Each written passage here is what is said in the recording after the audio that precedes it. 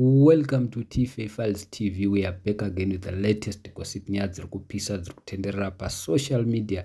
Blessed Geza bombshell is addressing the nation. Tera yamunzwa chinyomba ED ZANU-PF timu yevarakasha idedzera kuti muchabuda chete muchida musingadi tachigadzirisa signal very soon. Tera yamunzwa zvaari kutaura kudedzera kuti tiri kupinda chete tiri kurishandisa jende vari kubuda vanhu.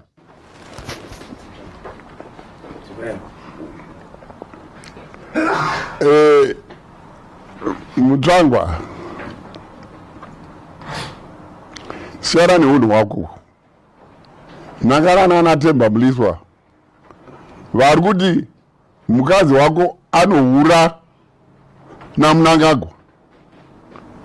Protecta mukadzi wako uyu siyana neunhu anoprotecta vanameri wako uyo ari kutaurirwa zvisingaiti uyo ina unorwa navarume vacho kutaura kuti mukadzi wangu inanzi hure. Mumuromo wako moda kuiswa napkin kana pamba munobuda zvinonhuhwa unyarere. Oti munhu wakaenda kuchikoro utaura zvinhu zvemanga kudaro.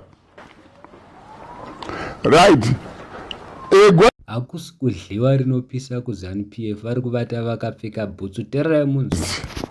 A signal is coming and coming very soon.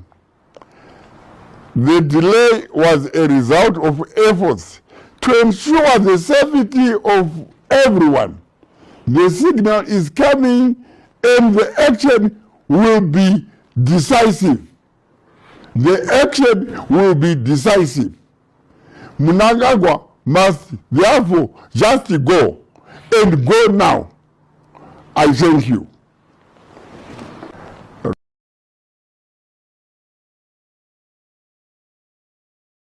I'm sure guys mazvinzwira mega zvataurwa naGeza. Geza adedzera kuti ndavhura nechaneli yangu, saka kana muchimuda Geza bombshell anowanika futi kuYouTube, anowanika kuTwitter, kuall platforms. Ari kudedzera kuti ndichange ndichiaddressa the nation vachida vachisingadi, ndichange ndichikupai news dzekuti tiri kupinda rini mumastreets ende tiri kukonzeresa chete. Handizi guys munoti kudini nazvo, asi zvataurwa naGeza. Vanhu vakamboti Geza akonzeresa akatiza, but ari kudedzera kuti aiwa musatyi, I am safe and sound.